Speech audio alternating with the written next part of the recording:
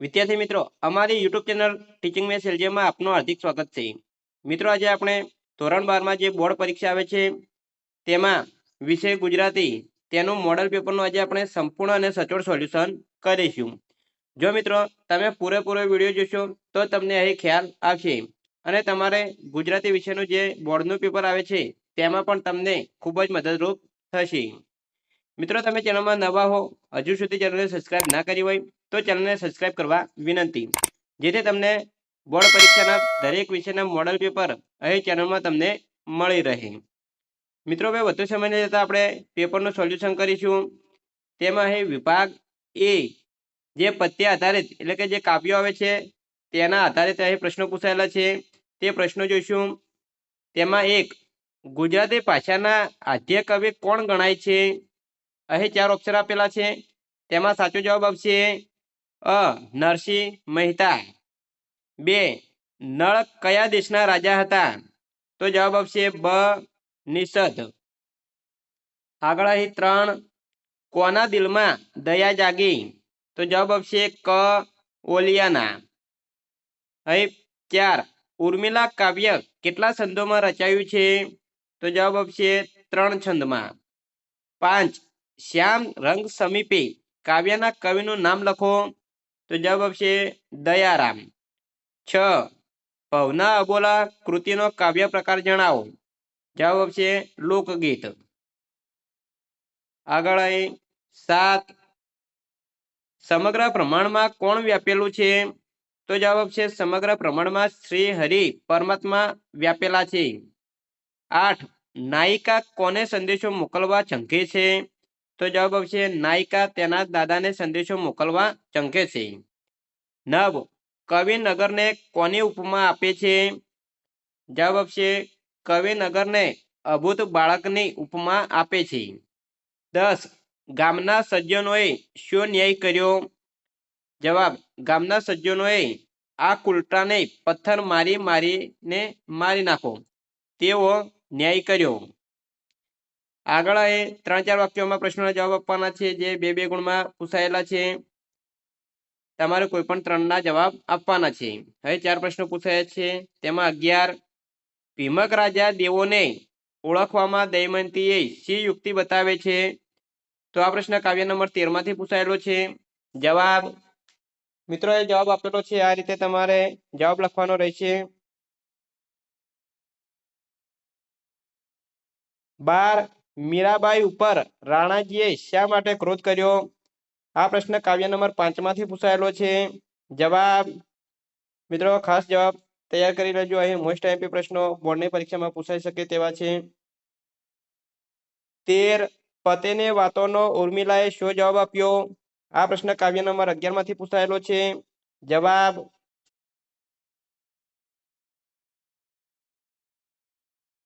ચૌદ, કાળરૂપે કુહાડીએ કેવી પરિસ્થિતિ સર્જી દીધી છે? આ પ્રશ્ન કાવ્ય નંબર 20 માંથી પૂછાયેલો છે. જવાબ,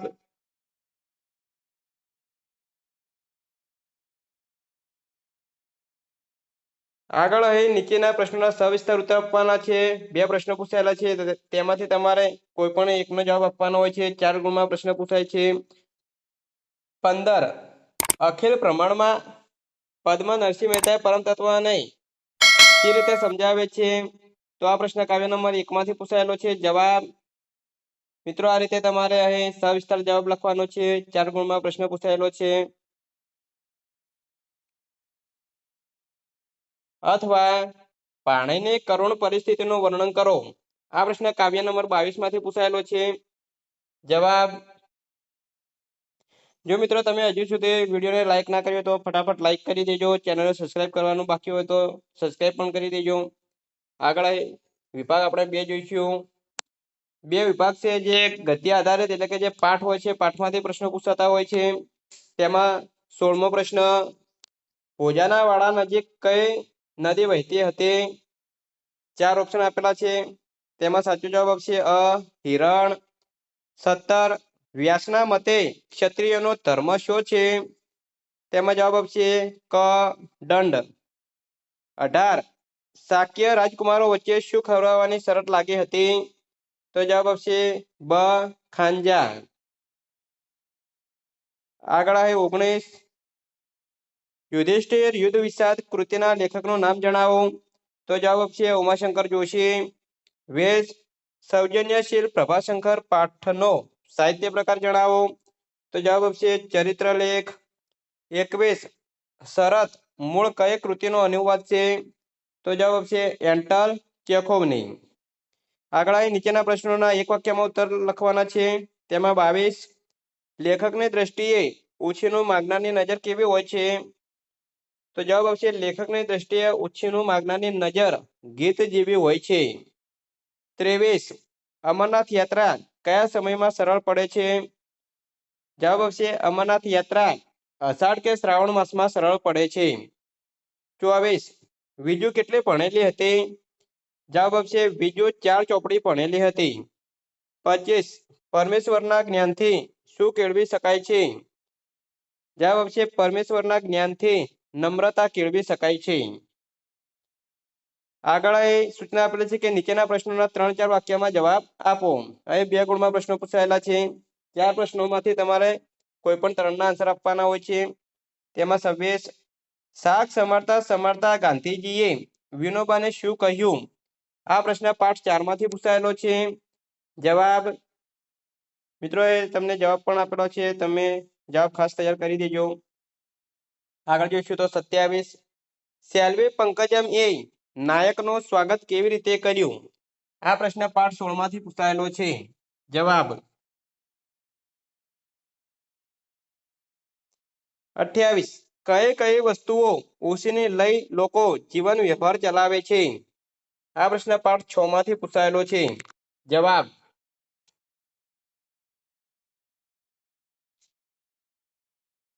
29 સયાજીરાવ ગાયકવાડે બંગલે આવીને રાણીને શું કહ્યું. આ પ્રશ્ન પાઠ 23માંથી પૂછાયેલો છે. જવાબ મિત્રો ખાસ તમારે છેલ્લા સુધી જ વિડીયો જોવાનો રહેશે તો તમને સંપૂર્ણ મોડલ પેપરમાં ખ્યાલ આવશે અને તમારું જે ગુજરાતીનું પેપર આવે છે બોર્ડ પરીક્ષામાં તેમાં પણ તમને આ પ્રમાણે તૈયારી કરશો તો ખૂબ જ મદદરૂપ થશે. આગળ આપણે જોઈશું તો નીચેના પ્રશ્નોના સવિસ્તાર ઉત્તર આપવાના છે. કોઈ પણ એક લખવાનો છે એટલે કે 4-4 ગુણમાં પ્રશ્ન પૂછાય છે. 2 પ્રશ્નો પૂછાયા છે અથવા પણ છે એટલે 2માંથી કોઈ પણ એકનો જવાબ લખવાનો હોય છે. તેમાં 30 ખીજડીએ ટેકરે પાઠના શીર્ષકની યથાર્થતા ચર્ચો. આ પ્રશ્ન પાઠ 2માંથી પૂછાયેલો છે. જવાબ તો મિત્રો એ જવાબ સાથે સંપૂર્ણ સોલ્યુશન આપેલું છે. ખાસ તૈયાર કરી દેજો.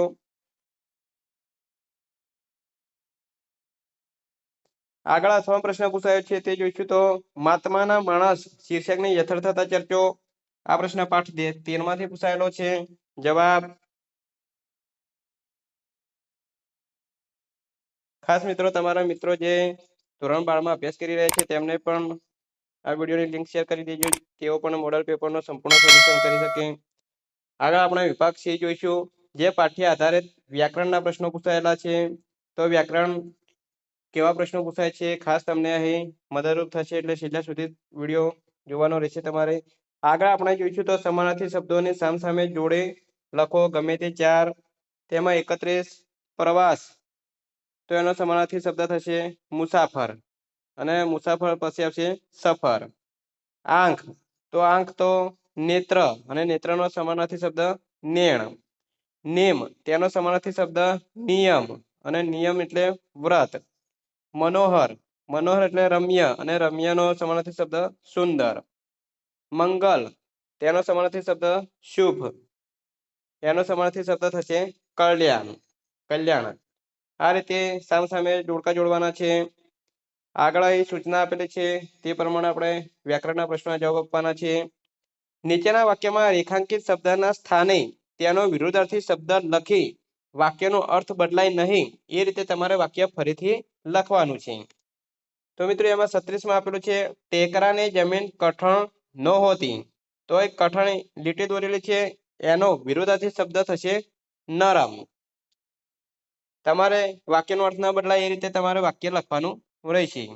37 પરમ શિવ્ય અહિંસા તો અહિંસાનો વિરુદ્ધાર્થી શબ્દ થશે હિંસા.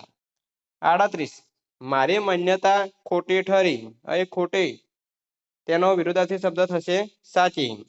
39 તે અભિમાની છે અભિમાનીનો વિરુદ્ધાર્થી શબ્દ થશે નિર્ભિમાની. 40 ભગવાને અસંમતિ ન દર્શાવી તો અસંમતિનો વિરુદ્ધથી શબ્દ થશે સંમિતિ.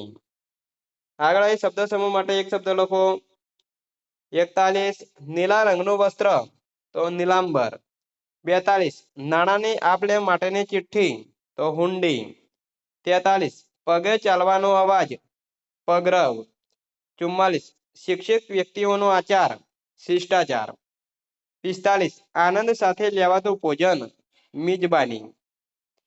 આગળ અહીં તળપદા શબ્દોને શિષ્ટ ભાષાનો માન્ય અર્થ લખો. તેમાં 47 મલક તો તેનો શિષ્ટ ભાષાનો અર્થ છે પ્રદેશ. 47 ડેલ તો હૃદય. નીચેના શબ્દોને સાચી જોડણી લખો. 48 અનુકૂળ તો એની સાચી જોડણી અહીં અનુકૂળ આપેલી છે. 49 શોષિત, શોષિત આપેલું છે. અને 50 પથ્થરો તો અહીં પથ્થરો. આગળ અહીં નીચેના પ્રશ્નોના ઉત્તર કૌંસમાં દર્શાવ્યાની જે સૂચના છે એ પ્રમાણે જવાબ આપવાના છે.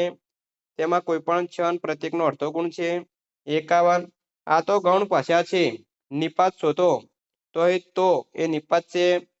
52 મને હું રજ ખાલી જગ્યા હીન ગણતી નથી તો ખાલી જગ્યામાં નિપાત મૂકો તો ખાલી જગ્યામાં નિપાત આવશે માત્ર. મને હું રજ માત્ર હીન ગણતી નથી. 53 મેં તો કાચના કર્યા કમાડ તો એ વિશેષણ શોધો તો એ કાચના વિશેષણ છે. 54 ભોજા જેવો ખાલી જગ્યા આદમી પણ ભડકે ઉઠ્યો તો એ ખાલી જગ્યામાં વિશેષણ મૂકવાનું છે તો એ ભળ આવશે. 55 એને હીરાને મળવું હતું તો એ કૃદંત શોધો તો અહીં મળવું એ કૃદંત છે. 50 એ નિંદ્રામાં ખાલી જગ્યા હતો તો એ ખાલી જગ્યામાં કૃદંત મૂકો તો એ ડૂબેલો. 57 ઉશીનું માગનાર ઉશીનું આપતા નથી કૃદંત શોધી પ્રકાર લખો તો અહીં માગનાર એ ભવિષ્ય કૃદંત છે. આગળ એ રૂઢિપ્રયોગનો અર્થ આપે તેના વાક્યમાં પ્રયોગ કરવાનો છે. 58 સોપો પડી જવો તેનો અર્થ છે શાંતિ સવાઈ જવી. 59 પાડ માનવો એટલે કે ઉપકાર માનવો, આભાર માનવો. 60 રાવ ખાવી તો ફરિયાદ કરવી. વાક્યમાં પ્રયોગ તમારે કરવાનો રહેશે. આગળ આપણે જોઈશું તો નીચેના વાક્યમાં કૌંસમાં દર્શાવેલ સૂચના પ્રમાણે જવાબ આપવાના છે. તેમાં 61 યુદ્ધ માટે તો હું જ કુંદ કુદા કરતી હતી તો લેખન રૂઢિની દ્રષ્ટિએ સુધારવાનું છે તો આ પ્રમાણે આવશે યુદ્ધ માટે તો હું જ કુંદ કુદા કરતી હતી. 62 પાંચમી પેઢીને જોવાની વાસના ડોશીને હતી ભાષા શુદ્ધ કરો તો આ રીતે આવશે પાંચમી પેઢીને જોવાની વાસના ડોશીને હતી.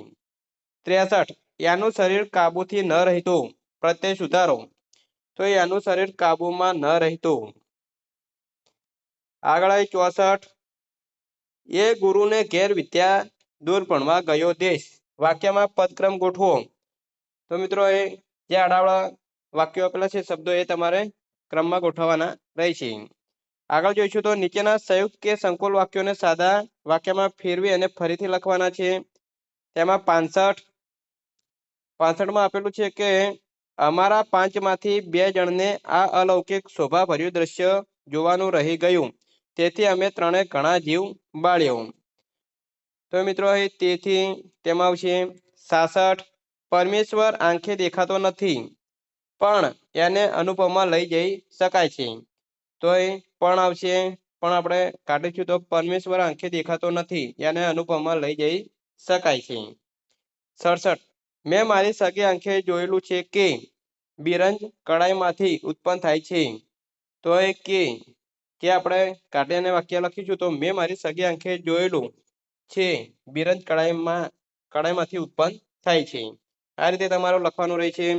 નીચેના સાદા વાક્યોને સંયુક્ત કે સંકુલ વાક્યમાં ફેરવીને લખો તો એ વાક્ય આપેલું છે. 67માં રસોઈમાં ગળપણ વિના ચાલે મીઠા વિના ચાલે નહીં તો એ પણ મૂકવાનું રહેશે તમારે અને વાક્ય ફરીથી લખવાનું. રસોઈમાં ગળપણ વિના ચાલે પણ મીઠા વિના ચાલે નહીં. આગળ 69 હું બાપને મળ્યો હું એમના પર મુગ્ધ થઈ ગયો તો એ તેથી આવશે હું બાપને મળ્યો તેથી હું એમના પર મુગ્ધ થઈ ગયો. 70 તમે 20 લાખનું જોખમ ઉઠાવો છો હું મારી સ્વતંત્રતાનું જોખમ ઉઠાવું છું તો એ જો અને તો આવશે જો તમે 20 લાખનું જોખમ ઉઠાવો છો તો હું મારી સ્વતંત્રતાનું જોખમ ઉઠાવું છું।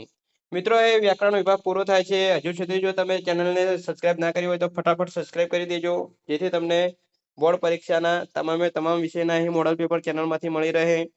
નેક્સ્ટ આપણે વિભાગ ડી જોઈશું જે અર્થગ્રહણ છે।